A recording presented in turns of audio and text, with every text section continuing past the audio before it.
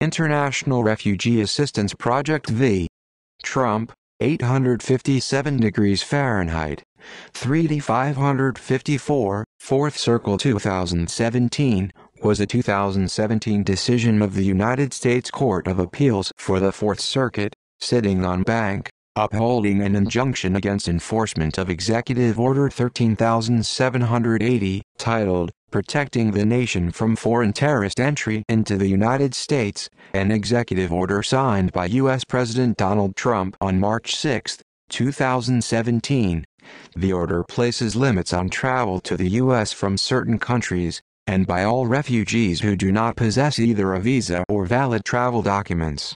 It revoked and replaced the President's January Executive Order 13769, which courts had also found illegal. The case was brought by 6 individuals and 3 organizations that serve or represent Muslim clients or members, including the International Refugee Assistance Project, represented by lawyers from the National Immigration Law Center and the American Civil Liberties Union. The Supreme Court of the United States, in an unsigned per curiam decision, stayed most of the Fourth Circuit's judgment, agreed to review the case, and scheduled oral arguments for October.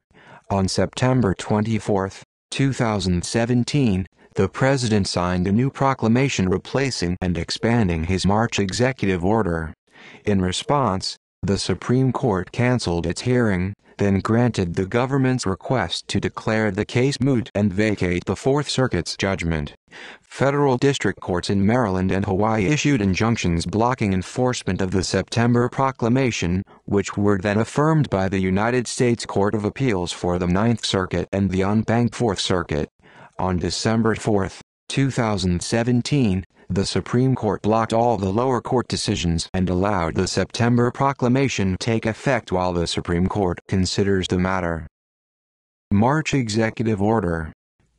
U.S. District Courts on March 15, 2017, Judge Derek Watson of the United States District Court for the District of Hawaii issued a temporary restraining order enjoining the government from enforcing several key provisions of the order, Sections 2 and 6. By taking into account evidence beyond the words of the executive order itself, the judge reasoned the executive order was likely motivated by anti-Muslim sentiment and thus breached the Establishment Clause of the United States Constitution. On the same date, Judge Theodore Chung of the United States District Court for the District of Maryland, who was formerly a Deputy General Counsel for the United States Department of Homeland Security, reached a similar conclusion, issuing a temporary restraining order that blocked the revised Executive Order Section 2C, which would have banned travel to the U.S. by citizens from 6 designated countries.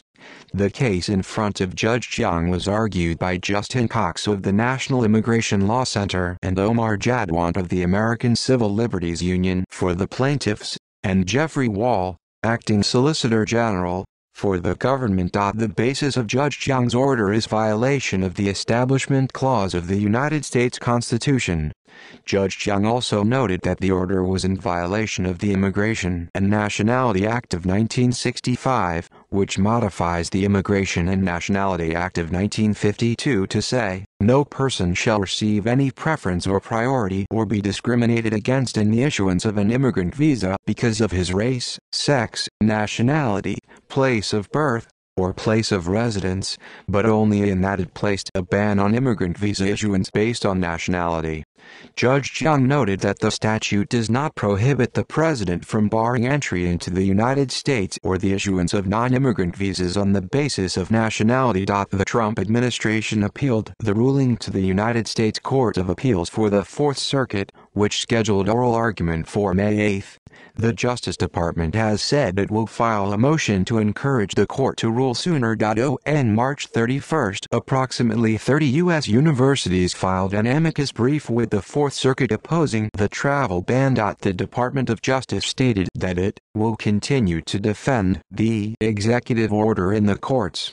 Shortly following arguments from the state of Hawaii and the Department of Justice, The restraining order was converted by Watson into an indefinite preliminary injunction on March 29. On May 8, Acting Solicitor General of the United States Jeffrey Wall and American Civil Liberties Union Attorney Omar Jadwat appeared before the 13-judge en-banc Fourth Circuit for 2 hours of oral arguments in Richmond, Virginia's Lewis F. Powell, Jr.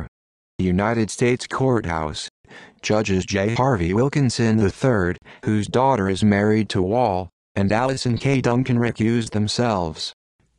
United States Court of Appeals. On May 25, the Fourth Circuit issued an opinion upholding the March ruling of the Maryland District Court, and continuing the block of the travel ban. Chief Judge Roger Gregory wrote the majority opinion, joined in full by Judges Diana Gribbin-Mutz, Robert Bruce King, James A. Wynn Jr., Albert Diaz, Henry Franklin Floyd, and Pamela Harris.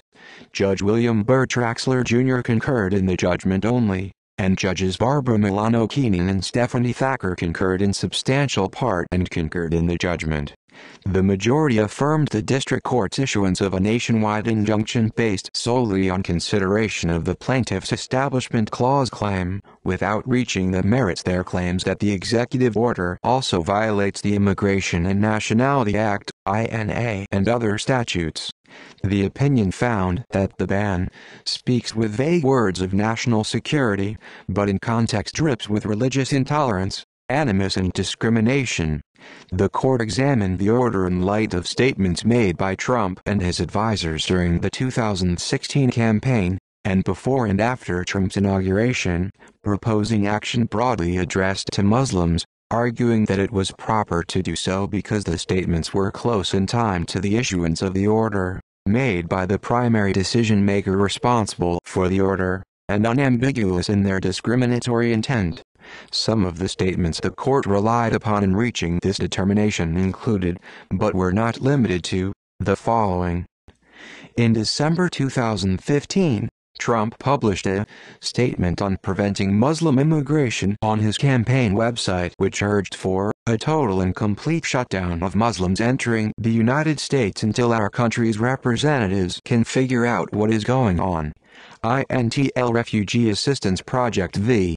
Trump, 857, f.3d 554, 575, 4th Circle 2017. Internal citations omitted. On March 9, 2016, in an interview on CNN, Trump expressed his belief that Islam hates us. Ibid.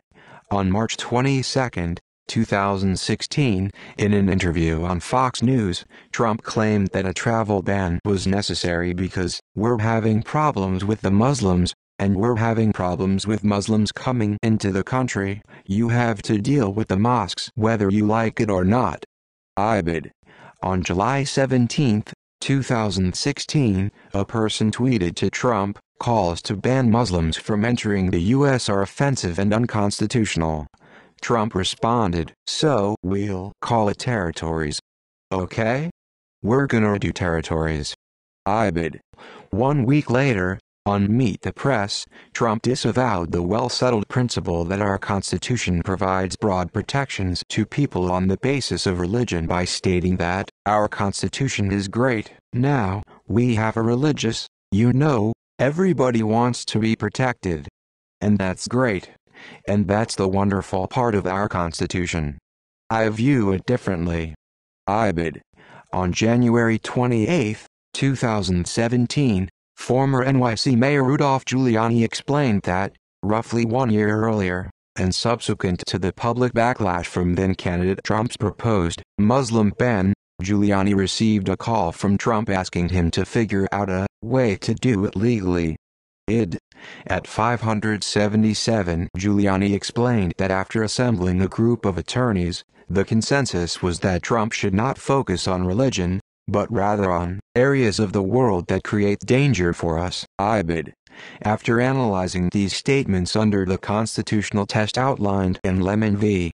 Kurtzman, a landmark 1971 Supreme Court case, the majority found that Executive Order 13,780 cannot be divorced from the cohesive narrative linking it to the animus that inspired it, and that a reasonable observer would likely conclude that the order's primary purpose is to exclude persons from the United States on the basis of their religious beliefs.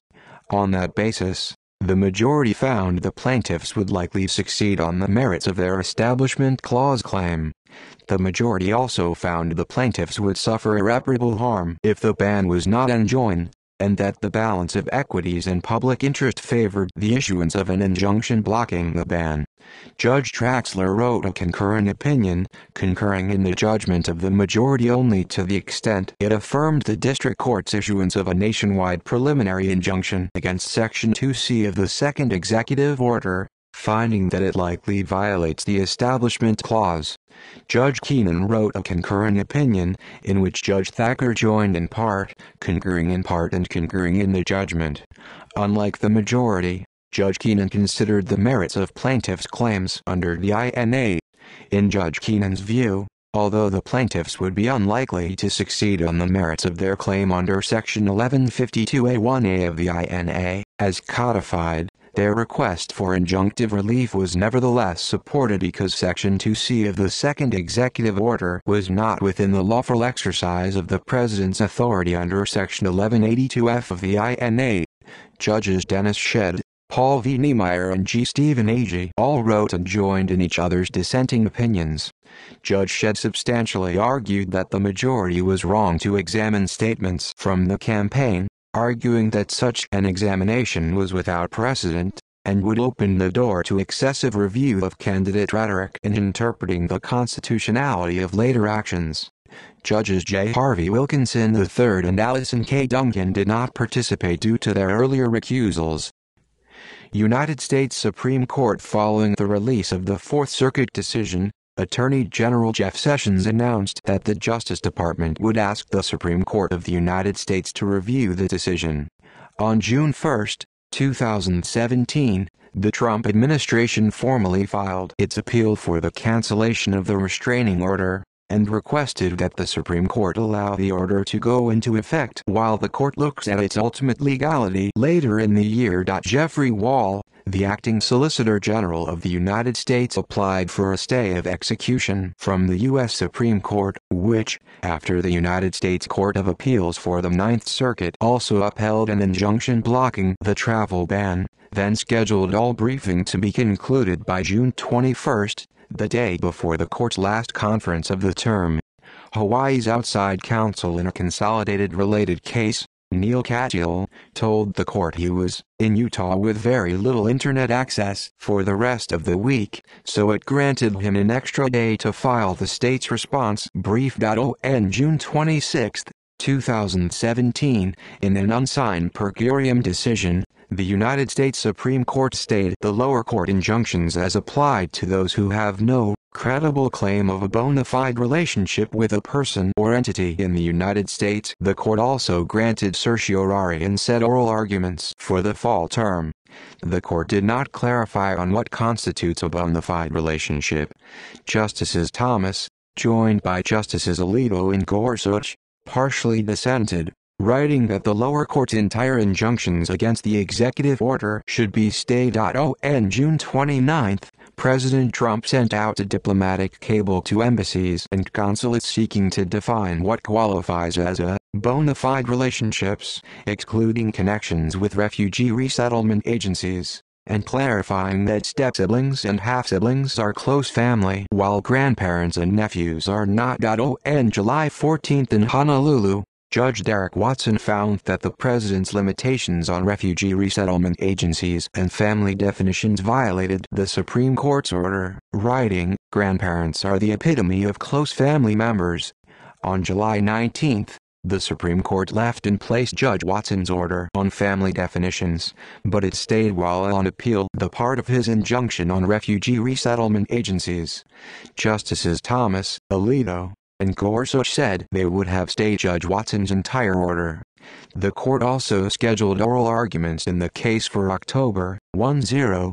On September 24, 2017, Trump signed a new presidential proclamation replacing and expanding the March executive order. The Supreme Court canceled its hearing, and Solicitor General Noel Francisco then asked the court to declare the case moot and also vacate the lower court's judgments. On October 10, 2017, the Supreme Court did so with regard to the Fourth Circuit case. Justice Sonia Sotomayor dissented, saying the court should not vacate the judgment below but only dismiss their review as improvidently granted. The court took no action on the Ninth Circuit case, which addressed the president's refugee ban that expires on October 24. September Presidential Proclamation. U.S. District Court's plaintiffs next amended their complaints to challenge the September Presidential Proclamation. On October 17, 2017, Judge Derek Watson granted Hawaii's motion for a temporary restraining order against most of the proclamation on the grounds it violated immigration statutes. The next day, Judge Theodore D. Chung in Maryland issued a nationwide injunction prohibiting enforcement of the proclamation against those with a bona fide relationship to the United States on the grounds it violated the United States Constitution. On December 4, the Supreme Court issued an order allowing the September Proclamation to take effect, blocking all the lower court decisions from taking effect until after the Supreme Court rules on the matter, and encouraging both appeals courts to render its decision with appropriate dispatch. Justices Ginsburg and Sotomayor voted against the brief, unsigned orders. U.S. Courts of Appeals. On December 22, the Ninth Circuit affirmed the Hawaiian injunction against the proclamation but limiting it to those with a bona fide relationship to the United States. On January 19, the Supreme Court granted the government's petition for writ of certiorari. On February 15, 2018, the en banc Fourth Circuit affirmed the Maryland injunction against the proclamation by a vote of 9-4. Chief Judge Roger Gregory, writing for the majority, found that the proclamation likely violated the Establishment Clause of the U.S. Constitution. In his dissent, Judge Paul V. Niemeyer argued that the majority erred by considering comments made by President Trump. Judge William Burr Traxler, Jr., who had joined the circuit majority in May, now dissented. The circuit court's judgments remained stayed by the December 4 Supreme Court order. References. External links. Text of Int'l Refugee Assistance Project v. Trump, 857 degrees Fahrenheit, 3D 554, 4th Circle 2017 is available from Find Law Justia Google Scholar. Text of Trump v. Int'l Refugee Assistance Project, 582 US___2017 is available from Find Law Justia Google Scholar. Case page on first review on SCOTU's blog. Case page on second review on SCOTU's blog. Case page from the American Civil Liberties Union. Case page from the Civil Rights Litigation Clearinghouse at the University of Michigan Law School.